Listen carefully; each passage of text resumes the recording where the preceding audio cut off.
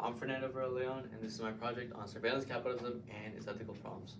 So, to begin, surveillance capitalism is big companies like Google and Facebook taking your data and transforming it into a user profile by just storing the data, analyzing it, and creating algorithms. And they use this in order to sell it to advertising, marketing, or to other companies in order to turn a profit for themselves.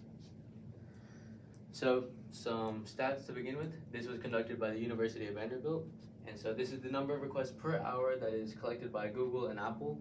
And so for an Android phone, it was almost 100 requests per hour. And for an iPhone by Google, it was a little bit over 50 requests per hour. And so this is just important because it's just a lot of data being collected, a lot of data just constantly being monitored and stored for other people's gain. And so in a quote by Shoshana Zuboff, who coined the term surveillance capitalism, surveillance capitalism unilaterally claims human experience as free raw material for translation into behavioral data.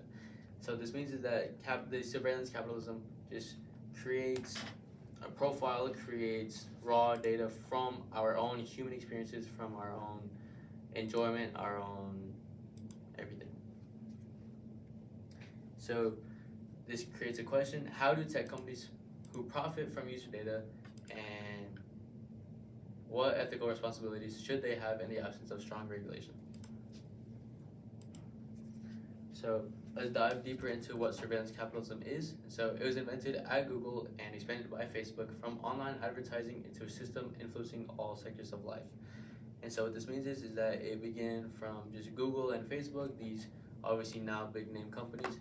They turned online advertising into just a huge thing by collecting our data, storing it, and turning it into our profiles and selling it and making loads and loads of money. And so surveillance capitalism extracts personal experiences and converts them into data commodities to be sold and used for profit. And so this is part of going back to our privacy being at risk, which is a huge concern for us, and these companies taking our own lives and turning them into a profit for themselves and manipulating our behaviors and decisions. And an important part from Zuboff is that Google's success derives from its ability to predict the future of human behavior. And so if big companies are able to predict, if they're able to even manipulate what we as people do, then they can turn that into a huge profit for themselves. So how do tech companies collect and use data? So from this diagram we see that there's a target device, a computer running a proxy, and a server host, and the device sends requests through the server, and their responses sent back. And so this entire cycle, the responses, the requests, they're stored and they're collected and they turn into a profile. Furthermore, cookies and pixels, these tools collect data such as browsing history, search queries, and interaction patterns. This is then stored, collected, analyzed, turned into algorithms over and over again. Network trafficking. So this study conducted by Medeiros, it utilized network trafficking analysis to uncover how data is transmitted from user devices to various web services. And this includes things like IP addresses, device identifiers, and user agent strings. And another important one is cross-platform sharing. So data collected from web browsers and mobile apps being integrated into a huge, large, very accurate user profile. And so who buys access to that data? So firstly, the most important one, advertisers and marketers, companies seeking to target consumers more effectively. They purchase access to data, they purchase access to target profiles, and then they send these ads, their marketing campaigns, to their target profiles in order to encourage them to purchase something, in order to manipulate their mindset, manipulate their behaviors, predict what they will do. And another thing is political campaigns. They acquire personal data to micro-target voters. This can either be done to encourage voters to vote a certain way in order to maintain and just keep beating in a certain mindset that they want, or even switch a mindset. And lastly, data brokers. So these are intermediate collectors who they buy data from these big companies and then they sell them to some other third party. So they're just a middleman here to flip a profit from being in the middle of the exchange. And in this, we can see how a user profile works. So it is interest inferred by Google from the same study. And here we have this person, whoever it may be, was interested in education, music, online communities. And so this just shows how our data can be turned into a user profile that is then exploited in order to create profit for these big corporations for themselves. So this comes with a lot of ethical problems. So surveillance capitalism often operates without explicit user consent, collecting and utilizing personal data in ways that individuals may not be fully aware of. So this means that either the company didn't ask for consent at all, or they asked for just basic consent saying, hey, can we use your data? And then they turn that into using their data, selling their data, and a lot of other things that people may not be fully aware of. And companies engaged in surveillance capitalism often operate with minimal transparency, making it difficult for individuals to understand how the data is being collected, used, or shared. So what this means is just basically the same thing. These people might say yes to something, but they don't know the full extent to what their data is being used for. And this is important because this is very manipulative. It just gives companies a way to have access to their data legally, but not ethically, because these people were not fully aware of what they actually signed up for. And by analyzing personal data, companies can predict and influence user behavior. And this can then be turned into manipulation, into just having a hold onto people and their mindsets and their behaviors. And this is obviously very unethical because that really erodes self-autonomy, it erodes privacy as well. And it's just important to promote everyone having their own self-interest, their own self-will, and not just the interest and will of these large companies.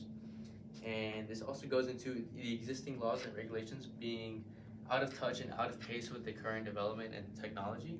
And so this surveillance capitalism wasn't a huge issue 10 years ago, but now it is. And these laws and regulations that were in place then and haven't been changed since then create a lot of gaps and loopholes for these big corporations to exploit. So let's look at some different regulations from the United States versus Europe. So in the United States, it has a very weak and decentralized regulation framework. The U.S. lacks a comprehensive federal data privacy law, and instead it is a patchwork of sector and specific and state level laws. So there's actually no federal regulation of these data privacy. And the American regulation is reactive rather than preventative. So this means that the American system really just waits for something to go wrong. They wait for somebody to be harmed. And this is a very bad way to approach things, especially if you want to ensure the safety and well-being of your citizens. And another important part is that U.S. legal culture generally favors corporate freedom and innovation. So this means that corporations have the upper hand against the individual person, against us as citizens, to have the right to our data. And these corporations are going to be just at an advantage, and these corporations are not going to want to give up the right to our data and privacy. And ethical oversight is also typically self-regulated in companies, which means that the government is not involved in this regulation, which means that companies can really do whatever they want with their information because they are regulating themselves. And so obviously they're going to have whatever outcome best benefits their own interests, whatever benefits their own profit. And this can be compared to the Europe General Data Protection Regulation, the GDPR, which has a strong rights-based legal framework that centers the individual's control over their personal data. The GDPR requires explicit consent and gives users access and deletion rights and imposes heavy penalties for violations. And so really, the GDPR takes the individual person and they put them in charge of their own data. These companies can request access, they can request to use the data, but without an explicit informed consent, they are unable to access or use that data. And if the user ever wants, they have the right to delete their own data. And if any of these corporations might violate that, then they get heavy penalties, which is important in order for regulating this sort of privacy. And the ethical orientation in Europe is built on human dignity and autonomy, which goes back to treating protection as a fundamental right. Our data is a fundamental right, is not a privilege that can be taken away by these big corporations. And even other regions like Canada and South Korea have developed similar laws to those seen in the GDPR. So this sort of framework can be expanded to the US, it can be seen elsewhere other than Europe, and it is important that we do so. So what should companies be doing instead? What should the United States be doing instead? establishing a comprehensive federal privacy law. Right now, these law and frameworks is just state regulated, sector regulated, and it's very patchy. So creating a full, vast, expansive framework would be the first most important step. And also shifting from self-regulation to public oversight. So a government agency should be regulating these companies with what they do with our data. It should not be these companies regulating themselves. And it is important for us to have mandated informed consent and data minimization. So what this means is that these companies, although they might have our consent, our data should not be used for extracurricular activities. It should be only used for whatever they need specifically, whatever we need specifically, and nothing more, and that should be it. We need to recognize and prevent data exploitation. So this means that, once again, going back to being preventative and not reactive, we need to recognize when companies are trying to exploit our data when we should be concerned. And supporting civic engagement and collective action is very important, because without support from the government, without collective action from we as people, we cannot bring change to these large corporations which have the upper hand against us. So it is important that we work together, we work with the government in order to stop this. Some counter arguments might be that innovation may be stifled by over-regulation, but it is important to recognize ethical innovation. Our innovation should come from regulations and frameworks. It should not come from exploitation and manipulation. And also, targeted ads improve user experience and economy. That is perfectly fine. Ads should be targeted, but they should not be manipulative. Ads should be centered around catering towards your audience and giving them the best experience possible. But right now, it's currently centered over manipulating the audience and turning as much of a profit as possible. So in conclusion, surveillance capitalism transforms personal experience into a profitable commodity, and often without meaningful consent. And so in the absence of strong federal regulation, these tech companies are going to do whatever they want with our information and just exploit it. And other countries, like those in the EU, like those South Korea, Canada, they have adopted other regulations which prioritize user control and transparency, so we should be doing the same thing. And our digital future should prioritize people over profit with transparency, fairness, and democratic control at its core. We should have control, autonomy over our own data and privacy. This is my works cited, and this is also my continued works cited. Thank you very much.